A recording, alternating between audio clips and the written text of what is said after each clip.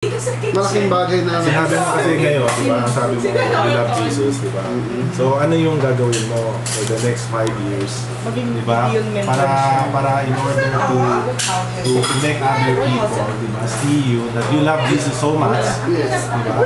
Anong gagawin mo, di ba? Yeah. As I, tinitignan naman tayo lagi ng as you always say, Christian is always to be a good example. Yes. Diba, as I said, yung dangkama, hindi natin masyado nagagawa yung dapat hindi gawin. Kasi maraming surrounding na maraming tumitingin sa akin. We should always be a sample. No? Amen. Probably right now, as I said, kaya sumali din ako sa Gideon. Nakakatuwa, Gideon is help me a lot, lalo na yung binibigyan mong Bible sa tao na yung nakakatanggap, makita mo. Ang pinaka talaga maganda, yung pumunta ko sa jail, nakita ko sa jail, city jail Nakita ko talaga yung gano'n sila, babae lang kasi may pumunta kasi yung security. Nakita mo yung tuwa nila nung nakatanggap ng Bible, yung gano'n nila tinanggap ng Jesus. Talagang umiyak talaga ako.